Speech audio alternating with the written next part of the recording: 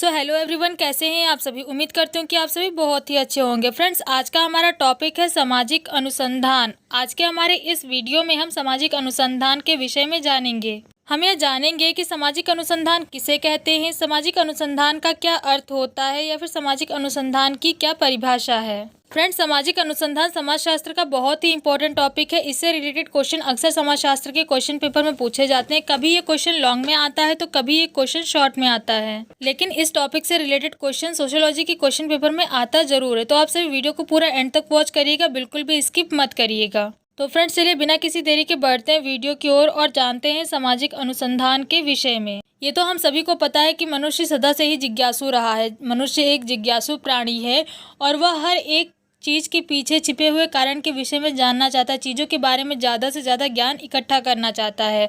जीवन और जगत के प्रति मनुष्य हमेशा से ही जिज्ञासु रहा है। अपनी इसी जिज्ञासा से प्रेरित होकर, अपनी इसी जानने की और भी ज़्यादा अधिक जानने की इच्छा से प्रेरित होकर, जीवन और दुनिया के रहस्यों के विषय में और भी अधिक ज्ञान प्राप्त करने की इच्छा से प्रेरणा लेकर मनुष्य ने केवल जीवन और जगत के विषय में और भी अधिक ज्ञान प्राप्त करने की कोशिश ही नहीं की, बल्कि इनसे जुड़े हुए अनेकों रहस्यों को सुलझाया भी है। मनुष्य की यह जिज्ञासा सबसे पहले प्राकृतिक और भौतिक जगत की ओर हुई थी, जिसके कारण ही प्राकृतिक और भौतिक विज्ञान का विकास हुआ था।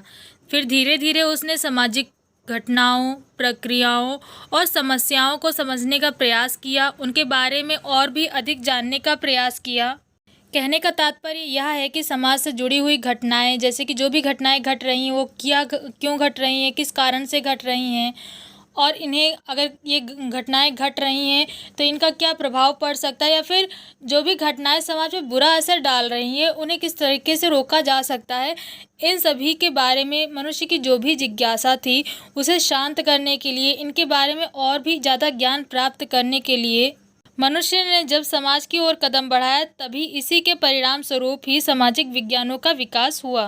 प्राकृतिक और सामाजिक विज्ञानों के बारे में यथार्थ ज्ञान प्राप्त करने के लिए जिस निर्भर और योग्य पद्धति का अनुकरण किया गया है, उसी पद्धति को हम वैज्ञानिक पद्धति कहते हैं। सरल शब्दों में कहें तो सामाजिक या फिर प्राकृतिक विज्ञानों के विषय में जो भी हम ज्ञान प्राप्त करते हैं, जिस भी विधि के द्वारा ज्ञान प्राप्त किया जाता है, वह पद्धति, वह विधि वैज्ञानिक पद्धति कहलाती है।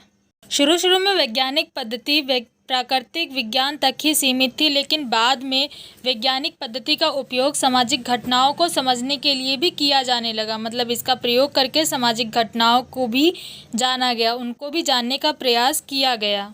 वैज्ञानिक पद्धति का प्रयोग करके ही समाज से जुड़े हुए अन्य विषयों के बारे में और भी ज़्यादा जानकारी इकट्ठा करने का प्रयास किया गया। मनुष्य अपनी जिज्ञासा से अपने और भी अधिक जानने की इच्छा से प्रेरित होकर जिस ज्ञान का संचय करता है, इकट्ठा करता है, उसी के व्यवस्थित रूप को हम विज्ञान कहते हैं। विज्ञान और अनुसंधान ये एक दूसरे के अभिन्न अंग हैं।